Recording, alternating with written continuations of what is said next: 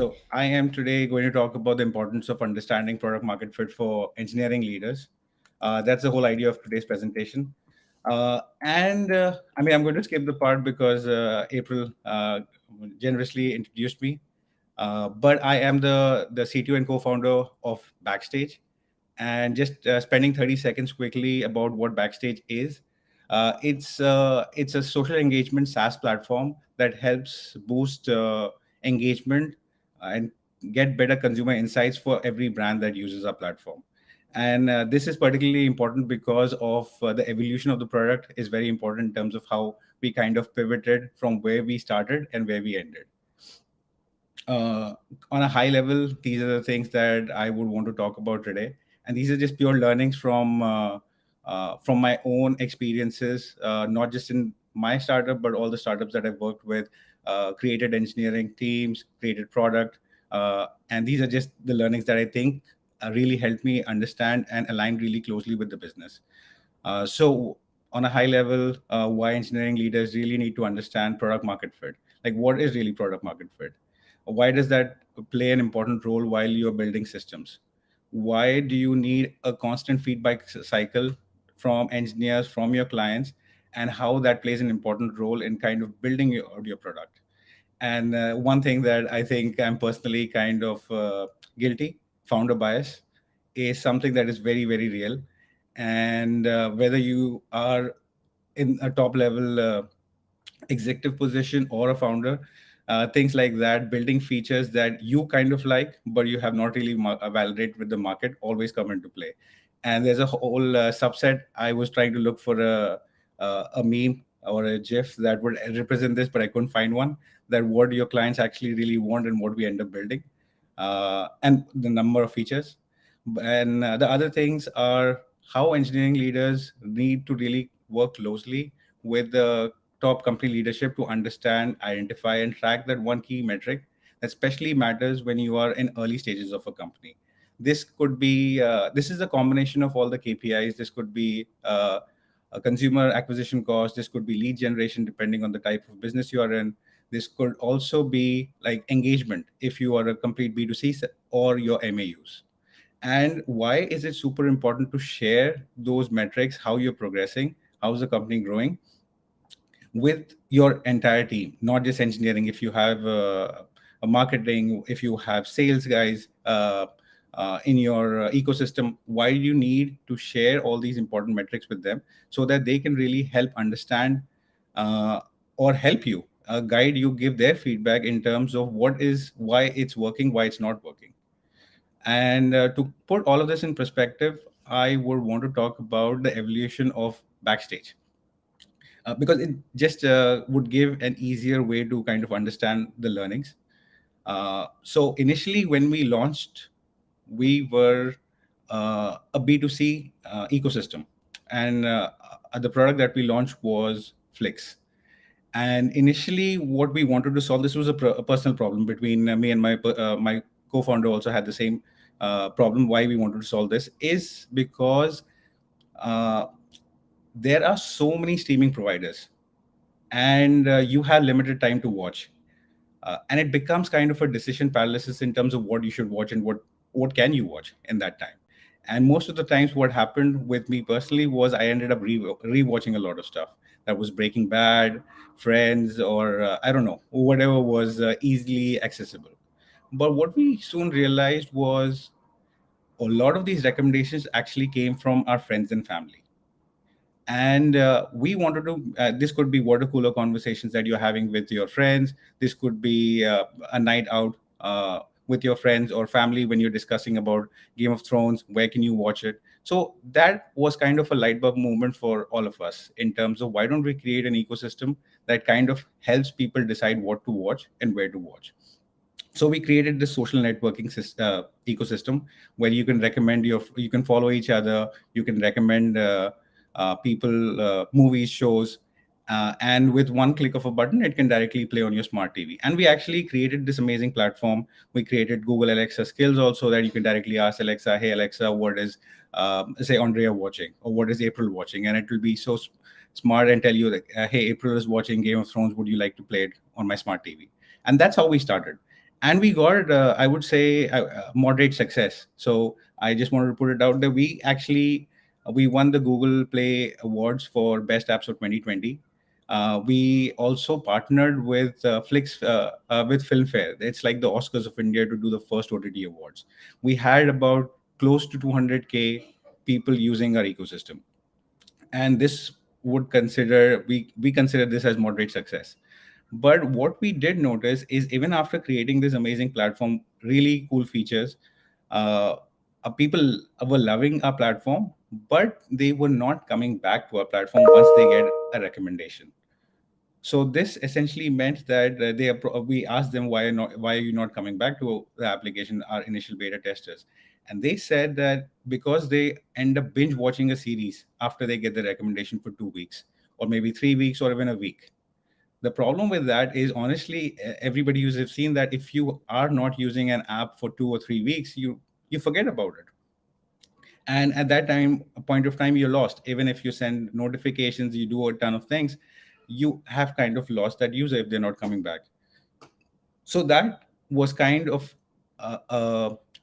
learning for all of us, especially our core leadership team, to understand really what is going on. Why? How can we change this? How can we change the consumer behavior, or how can we modify the product to kind of uh, cater to this problem that we're seeing?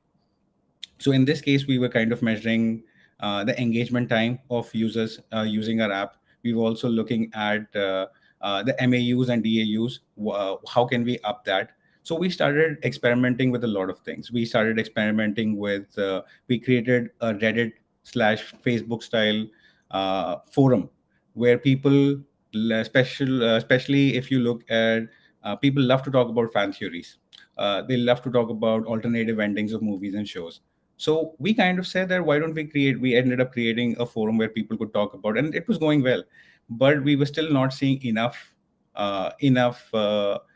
success in terms of the KPIs that we were tracking. So we experimented with audio bites, that people can start making it more interactive by recording uh, their conversations, and it became a nice and interactive way for people to talk about these movies and shows. Then our beta testers, out of those initial users that were using our app, they actually told us that, why are you limiting us to just movies and shows? Why can't I talk about politics? Why can't I talk about sports, entertainment, all of those things? And that gave us a bigger opportunity in terms of creating a podcasting platform for an interactive broadcasting platform for all of this, where people can just talk about their whatever they want, and as soon as they talk about it, they can just record it. At the click of a button, it becomes an amazing podcast. Point of time, we launched Backstage, a B2C ecosystem that was part of Flex, but also a different app. Over there, we started seeing success where people really like the platform in terms of ease of use. And at the same time, you would also see that Clubhouse also kind of launched uh, their ecosystem, where it was purely a live conversation ecosystem. But we had podcasting from day one. So what we realized, we saw a lot of brands using our ecosystem, where they would just go live and create these amazing pieces of content and start using it, and then share it to Spotify, share it to different podcasting mediums. So that, so we kind of we got this learning that we created a B2C ecosystem, but we saw a lot of brands using it. So this actually opened our doors or our eyes in terms of, this is a much bigger problem that we are solving, in terms of, if we take the existing piece of technology that we've built for ourselves and give it to brands to put it on their own platform, on their own websites and apps. And this is where the experience of my co-founder and me kind of comes into play, where we have worked in ad tech also, and my co-founder has almost a decade of ad tech experience.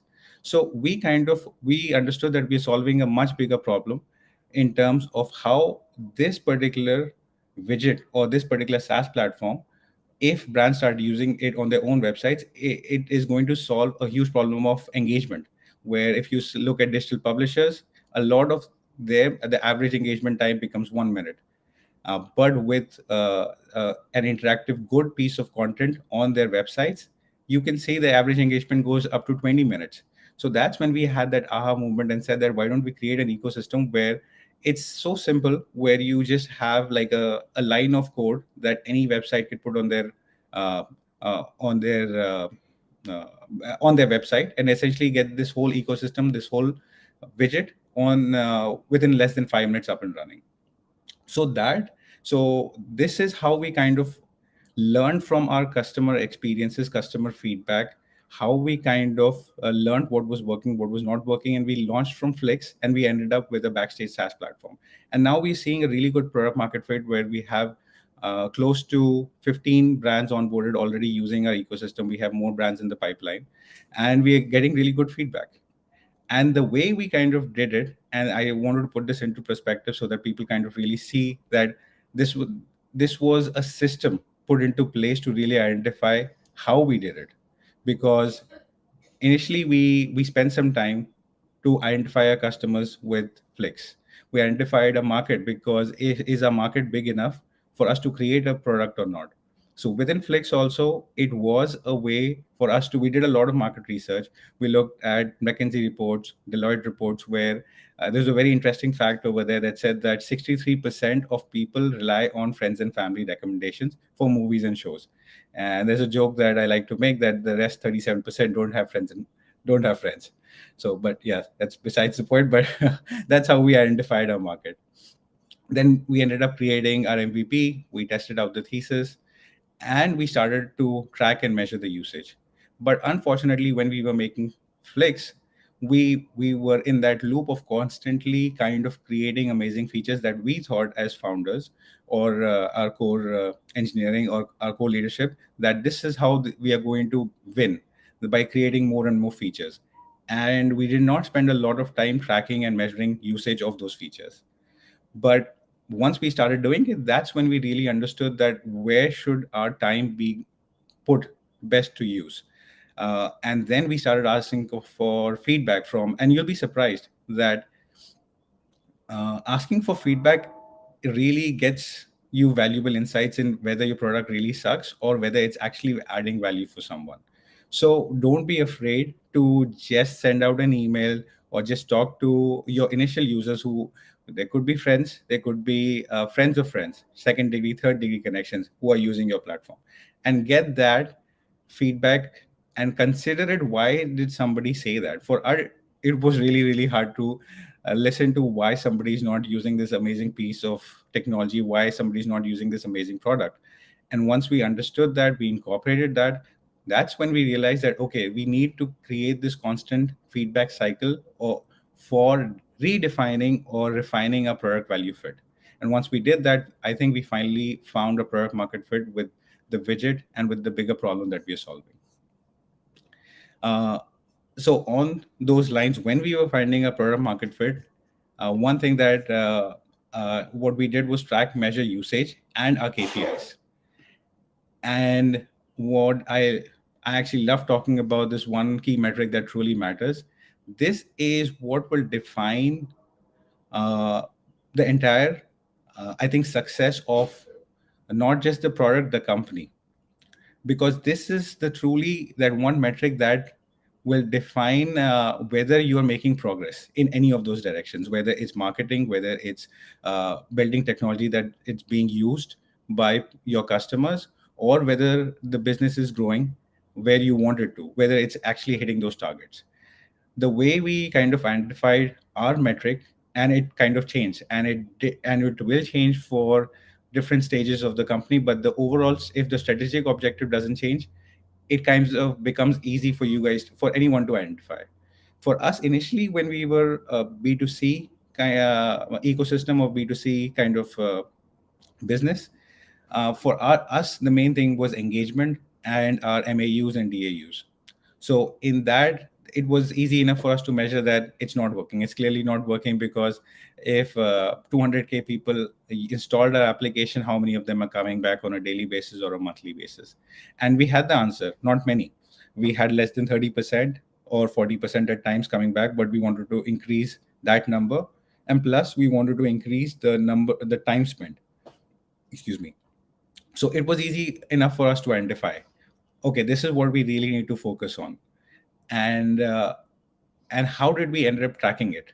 So for this, early on, my huge suggestion for everybody who's starting a company, who's starting a product, is tracking those metrics in any form.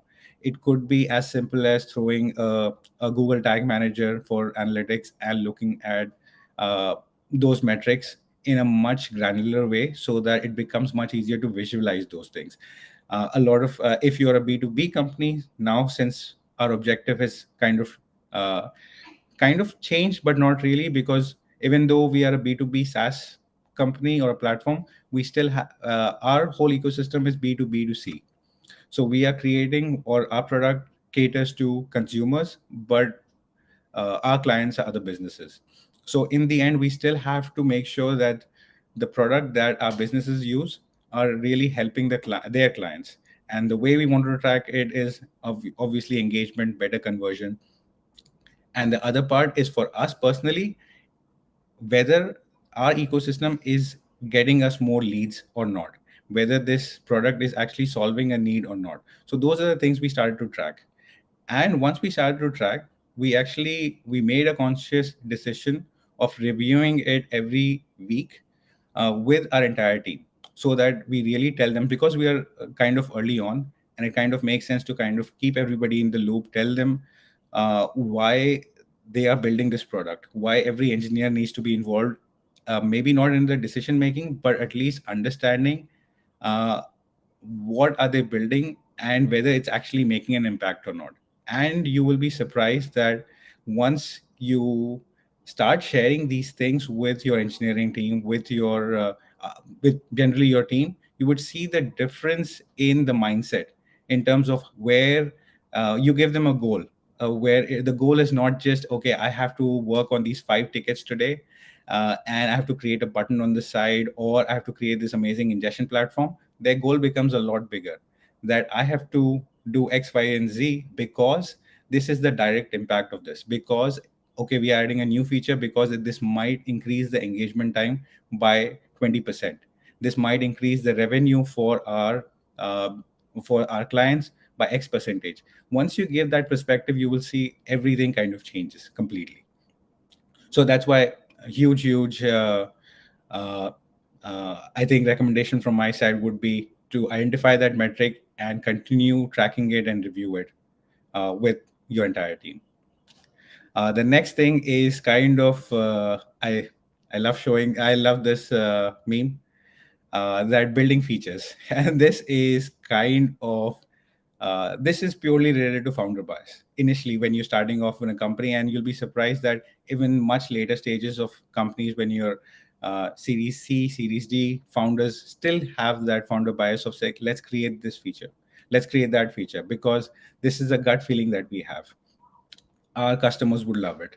But if you would see that if you want to draw it as a Venn diagram, you would see that what features customers really want to use and what we build is a huge difference. That we build this amazing set of features, and we have been guilty of that, of course, that we built, I don't know, Mount Everest, but the number of features that our clients actually using out of that is so small. So how we kind of refine that is we got into a constant feedback cycle, where our account managers or our sales reps also have uh, the duty of constantly gathering feedback from our existing customers, so that we really know what is working and what's not working. It's great to keep track of it in terms of the things that we talked about in the previous slide, that what we should do uh, in terms of tracking. But I think the best way is to just get consumer insights from your consumers, and keep on refining the product. One thing in extension to this is, once you kind of give perspective to your engineers, your engineering leaders, you have to empower them in terms of allowing them to say that, why are we building this? Who is going to benefit from this particular feature? And once you kind of, and I've been in both sides, being a founder, slash CTO, and also headed engineering for different startups. And you'll be surprised that just asking that question really helps the founders in terms of reevaluating all their decisions.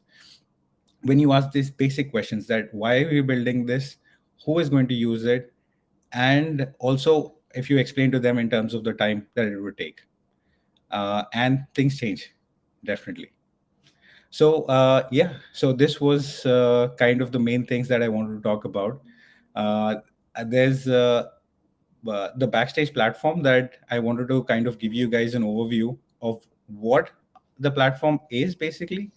How we kind of, if you've seen the journey already from Flex to Backstage, but Backstage is a interactive consumer engagement platform for brands to really engage, build direct relationships, and better consumer insights.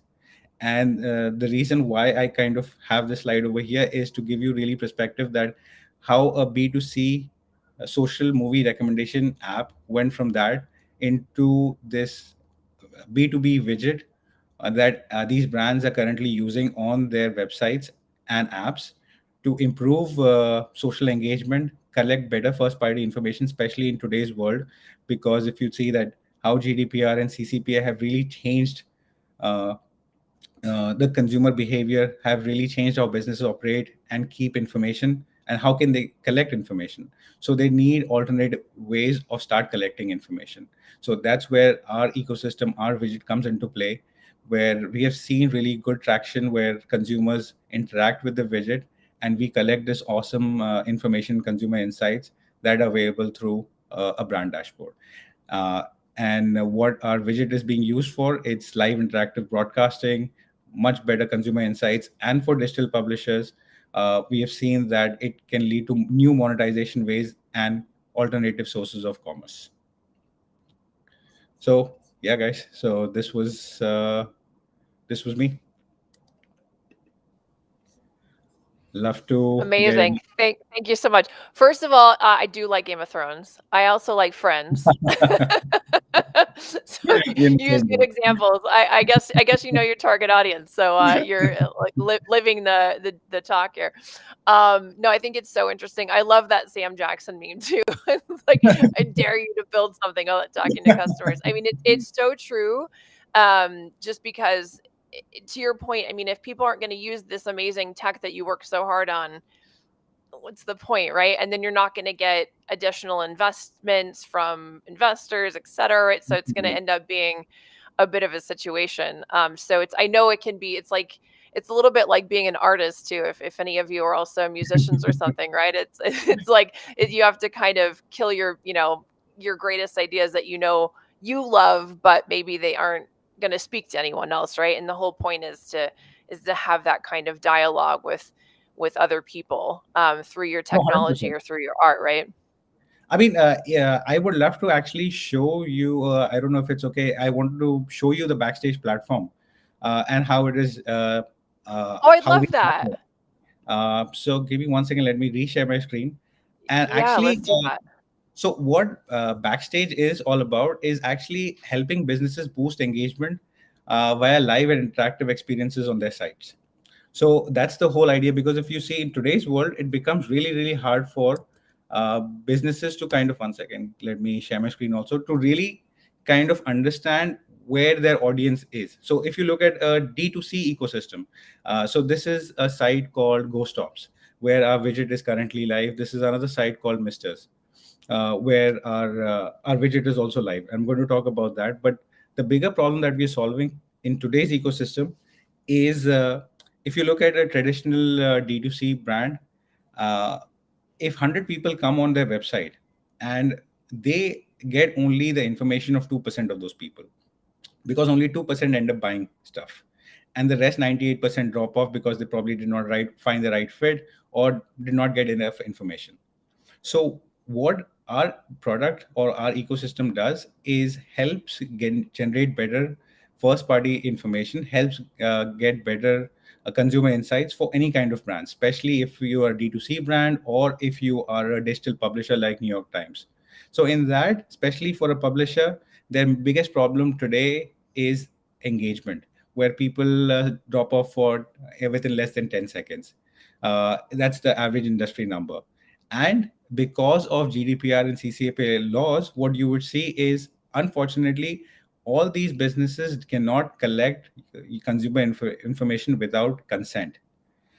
So they are looking for alternative ways of how can we get consumer information. How can we actually ask April to give her her email or phone number, so that we can probably send her better ways of I don't know, a discount coupon for being a great a brand champion. Or how can we retarget her? How can we customize her experience when she comes to Nike.com? How can we do all of that? So for that, first party information becomes really, really crucial, and businesses are currently struggling to collect good first party data. So what we came up with is, if you see on the right hand side, this is a D2C brand called Misters. And what they did, they are a men's sexual health awareness brand that sell products. They talk about taboo subjects. And what happened was, Instagram was kind of shadow banning them a lot of times when they were trying to put good content out there. The way, and what we did was, and they actually discovered Backstage when we were D2C, uh, a B2C application, consumer focused completely.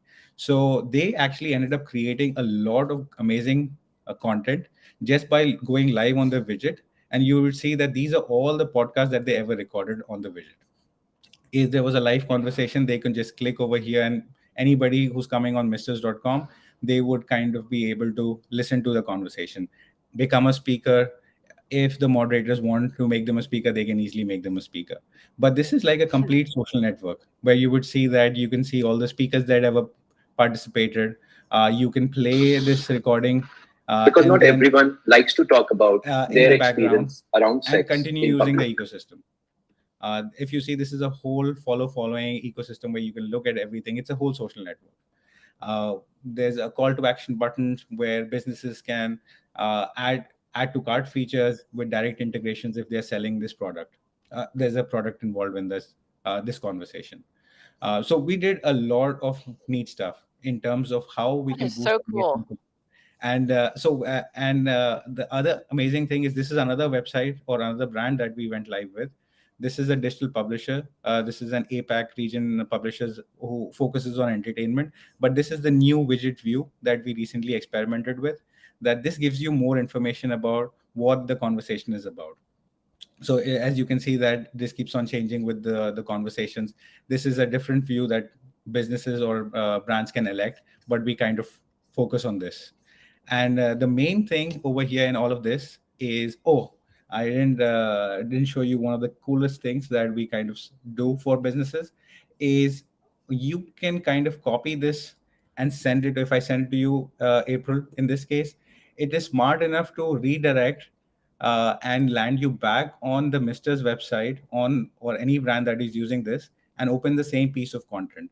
And it keeps track of pre-shared it with April, and creates a whole social engagement score that brands can look at it. And who is the brand champion? Who is getting the most consumers on the website? Who's interacting the most? We also keep track of consumer behavior in this whole ecosystem. That how much time did somebody spend? If there's a product in the cart left, can we collect all that information also and present it in the brand dashboard? So every client that gets the uses our ecosystem gets access to this dashboard. And the really amazing thing that we all the current companies that are using us, or brands that are using us, give access to this first party information that is consented by the users, where they have access to emails, phone numbers. They can create cohorts of audience members, and they can target them, they can reach out to them based on all the information that we've gathered. We do advanced level analytics for showing people where is that audience information coming from, where is the most audience participation, what piece of content is working or not working, distribution by city, state, what is the most visited web page on their site, where is their traffic source coming from, which devices users are using, what impressions were served, what top users are there. So we go ahead and do a lot of advanced level analytics. And to get this widget up and running, it takes less than 5 minutes. It's just a piece of JavaScript that anybody can just throw in, and it's just up and running in less than 3 minutes. And That's yeah, so cool. we have really gone far and created something called our creator studio also. So if you are a brand who wants to kind of create multiple uh, pieces of content just from your podcast, you can just edit it in studio, select it, download it, and very soon you'll be able to export it to Instagram and all of those other places. Very And cool. yes, I have a couple questions for you. absolutely. Yeah, let me I'm stop going to sharing. put you on the spot here, though. No, no, you may want to go back to it, but I want to ask you two things. So first of all, Absolutely. what are some features that you added because of consumer feedback that you hadn't thought of before that you weren't planning on? So one was the most recent one. Is over here. So our widget is fully customizable for any brand. So you would see that you can customize the theme, the position of where you want the widget to show up. But all this was only configurable on one configuration, just desktop, and it wasn't on the same configuration was desktop versus the mobile side of Mm, the widget. So as soon as we said that, we got some feedback from actually a company called GhostOps who's using our widget. They said they want a different configuration on their mobile website versus their desktop website, and they want this view on their mobile website and the other expanded view on their desktop website. So we kind of we went back to the drawing board, and within, I think it was less than a day, we kind of churned out those two positional settings and said that why don't you just go and configure it from your dashboard right away, and then we just made it happen. I love it. And this was just because they said that this is how they would want to use it, and it naturally made sense that yes, people, there would be limited real estate on mobile websites, and people and brands would need that ability to customize that on their own. And the other thing was publishing their podcast right from here, because initially what was happening, they were downloading the podcast that they recorded on Backstage, and then they were publishing on Spotify and Apple Mm, Podcasts. And they said, and we said, wait a minute, why don't we make this so much easier for them, where within one click of a button they can just copy this entire RSS feed and post it smart. wherever they want. Excuse me. So yeah, Yeah, super smart. we said that we took their feedback into consideration, and we made it happen. I love that. And then here's my second question, which is related. Absolutely. What did you originally have planned for the tech that you had to get, they say kill your babies in writing, right? What did you have to get rid of that you loved because you realized it wasn't serving the customer or they didn't want it? So, so if you remember, there were a lot of things. I shouldn't say a lot. There were a few.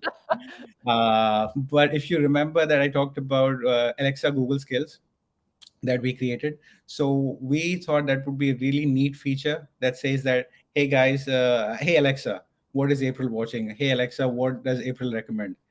And it was really neat to see that, hey, we can do that. And Alexa would say that, hey Alexa, hey, April recommends Queen's Gambit, for example, and would you want to play it on your smart TV? And if you said yes, it would directly play it on your smart TV.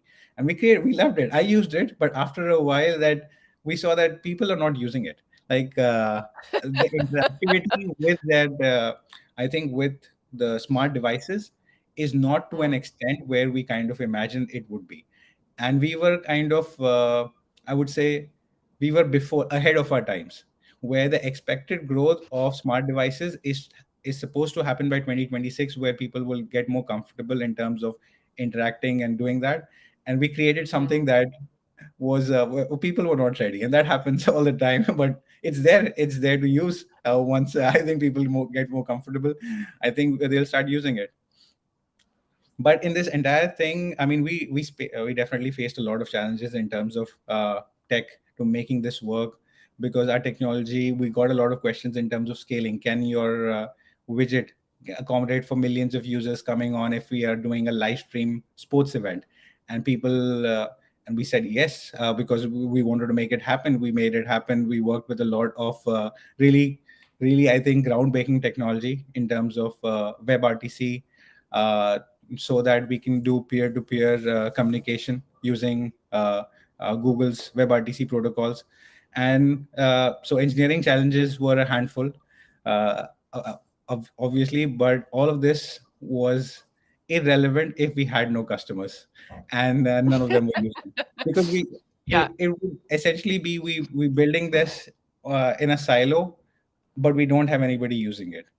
And the other thing that we also realized, and I think we need to do a better job as a company. I think not just me. I've seen a lot of initial startup founders kind of struggling with that. Is we build and build, but we do not market it well. In terms of nobody knows that you have these amazing 30 different things, 30 different features that would potentially benefit your clients or your consumers. How do you kind of market them? Do you send up constant feedback emails? You reach out to them once a week, once a month? We just have to get better at it. Use social media platforms to kind of do that.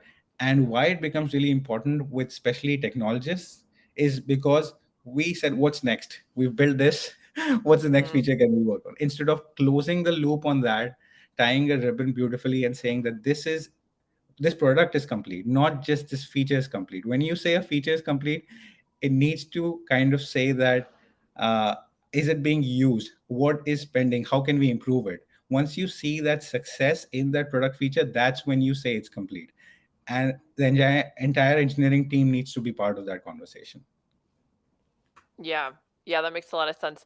Yeah, it's interesting because I think to your point, we so often forget when we're just in creation mode and we want to build this thing that's in our head, we don't always take into account the landscape. Okay, are other people doing this? How does this serve a need that it does, that's in the marketplace that isn't being filled, rather than, okay, 100%.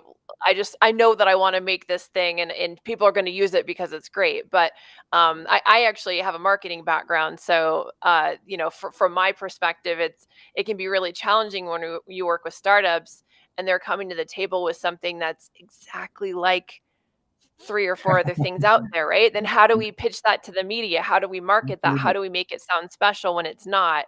And so I think your points are really relevant because there is that next piece that has to happen, right? You still have to get out there and let people know about the fact that you created this amazing solution. But if the amazing solution isn't doing anything unique, that's really hard, right? Then you're putting a lot of faith in marketers being able to figure out some spin to it that but it's much easier to actually communicate something that you're doing that is really serving need, that is really unique, that Exactly. nobody else is doing, right? And sometimes it's just a matter of changing the conversation or the narrative of how you want to approach it when you're talking to people. Because a lot of times it's especially in my, why don't you get it, it's so obvious, why don't you get it? But the problem is with us, I think, technologists, in the sense where you build this when you assume that people would get it right away, but you have to take a step back and say that, okay, if they're not getting it, where is the problem? It's clearly not with them, because they're smart people on the other side. If they're not getting it, take that feedback into account, change your conversation, change the narrative, and then reapproach it. And we were surprised that that really worked in just changing those small small things, and it really really helped Yeah. us, like those Yeah. small things. Yeah. uh, Yeah, it's really really true. It's interesting. So the company that I founded is called Trust Relations, and it's partly based on, I'm sure as tech people, a lot of you guys know about trust relationship. So the definition of that is an agreed upon relationship between two or more system elements that's governed by criteria for secure interaction, behavior, mhm, and outcomes relative to the protection of assets. So basically, it's where you decide that there's a secure bond formed where you can share that information, right? And so the idea of trust relations behind this is that you do want the customer, there should be a two-way communication street, right? You need it to be that you're serving them and you're having a dialogue back and forth. And so I think your point is really relevant to, it really speaks to me personally, right? Because this is my passion point, where it's like you need to make sure that you have that trust between both parties. And I think part of the way you mhm. do that in it as CTOs, which is, I mean, you guys are the ones that are basically building that roadmap between how the people are going to interact with the brand and with what you're providing. And so it's so important, this point that you're making about making sure that you actually are engaged with them and that they can engage back with you, and that it's fluid and intuitive, right? Because not everybody, I mean, tech people like you tend to be really, really heady, and everything makes sense to you. But you have to take a step back and say, okay, I'm dealing with a super busy dad or mom who's, juggling a baby and a dog in the background and a business call, and they're trying to figure out my tech at the same time. And, it has to be something that's like really intuitive and easy to use. And so, And you have to say the right things you've also, done because that. you have like limited attention span of people, and you have limited time. If you don't say the right things, you're Mhm. not going to grab their attention. And that's why you need to redefine your pitch for every person that you talk to, whether it's an investor, whether it's a potential client, or whether you're just getting feedback from someone like you, like a top marketer, in terms of what is the right thing to do. And it will not happen overnight. It will just happen with constant experience feedback, by just talking to people. Like, you just constantly have to keep on doing it. And the other thing is, Yeah. if you are in a position, especially if you're a CTO or a top engineering leader, if you have the opportunity to actually sit and listen in conversations also, when especially your account managers or sales reps are having these conversations with potential brands or clients, it would be great if you can listen in on those conversations. You don't have to be an active participant in that, so that you really learn firsthand is what you're building might solve the problem, but why it might also suck, and why nobody's using it. And if you're taking that leap of faith and Yeah. joining an early stage startup, uh, you need to be involved at the roots of that, not just building something and leaving it aside for somebody else to grow. You need to be part of the whole nurturing ecosystem, that you're building something that's going to be potentially used by a lot of people, and you're putting your DNA into it. So you really need to know Mhm. what is actually going on, what is working, what's not working. Yeah. I love the point you make too about kind of shifting the story that you're telling, or the messaging around who you're talking to, right? Because if you're talking to investors, it's a very different conversation. They want to know, okay, what's the current valuation? What's the market potential? How are you going to get there? What's your business plan? How is this going to produce a profit, et cetera, right? Whereas if you're talking to a Exactly. customer, they don't care about any of that. They just want to know, is it easy to use? How does it how does it work for me? What does it cost? All Exactly. those kinds of things. So it is important to consider your audience especially depending on if you're, founder and CTO kind of thing, that it's really important to be able to read the room, as it were, and figure out who is this person and how can I speak to them from the place that with their interests in mind, and what they're hoping to get out of this And that's a tough conversation and, job. That's a solution. tough job. I mean, I commend people who do that because reading people skill is not easy. Just to kind of change the narrative on the fly, uh, Yeah. and kind of make sure that selling. I think selling is one of the hardest things to do. I think me personally, because I've built so many products, I've scaled these technologies. That comes easy. But if nobody's using your platform, who are you building it for? That's why I commend Right. salespeople a lot now, because I really understand where that's a skill that you really need to have. Stop marketers, sales people, that's just a different breed. Hmm. But it all becomes easier based on what you're talking about, right? If the CTO and the engineering team can get the solution right and provide something that's not already out there, to the point from before, right? Then the job of the salesperson becomes much easier. Otherwise, it's a lot of smoke and mirrors and David Blaine kind of stuff, right?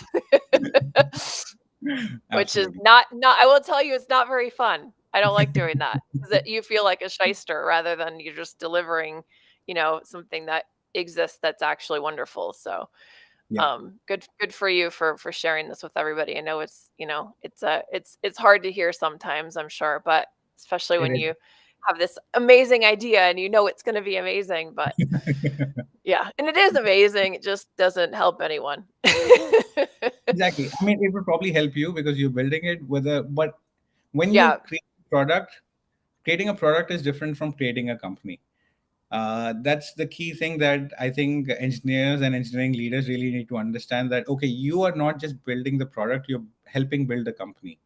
And if that's that subtle difference, if people really understand that, what would it take for the product to become this company? Because if there is no product, there is no company, especially for a tech company. So that Hmm.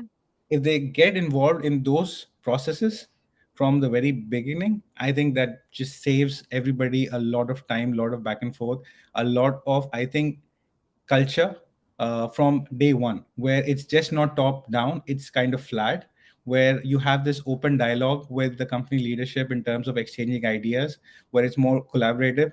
So I always believe that many minds are better than one mind. If just one person is the smartest person, is probably giving you ideas, he might give you great ideas. But if there are 5 or 10 people contributing, that idea is definitely going to be a lot bigger. Yeah, I agree. Yeah. It's so interesting. Well, do you have any, kind of like three takeaways that you want other people, based on your experiences and some of the things that you had to learn the hard way? Are there any, top three lessons that you can impart to other startup, CTOs that might really help them avoid having an issue in the future, similar to what you uh, ran into? I mean, I have a few. Uh, actually, I am a big believer of building your core team. I think we didn't talk about that because there were too many things to talk about. But I have seen a lot of failures also in terms of uh, Mm, building companies, building startups. But the key thing is a good team and good team dynamics. Because if you have a good team, you can take an average idea and make it very successful. But if you have a mhm. shitty team, unfortunately, for the lack of better words, you can take a great idea and it can be worth nothing. So I think finding that right team is key, and then who share the same passion, who share the same thought process in terms of how you want to build, how you want to take this idea to the next level. That's the Mm. hardest thing to do. But I think that's the one thing that I am kind of lucky or fortunate enough now in my journey, that I found the right core team members and the right co-founder to build Backstage and take it to the next level. uh, the next thing is patience. This was the hardest thing, April, for me, to really understand that patience is super necessary. It's not going to happen in uh, uh, I think it's not going to happen in a day. It would just take time, and you really need Yep. to commit to it. So it's going to take a few years to actually see something fruitful. Yeah, and it always takes longer than you hope it will or that you think it will, always, Absolutely. and by a lot. By a lot. Yeah, What do you think? Just multiply, just yeah, double that. multiply it by 4. Yeah, Yeah, and then continue iterating till you, and pivot if necessary. Don't be headstrong in terms of what you created, why you created it. If you need to pivot, because in the business of making a business, not in the business of thinking that you're right. uh, if yeah, you I think those are the three things that I would tell any startup founders slash technologists slash engineering I leaders. love it.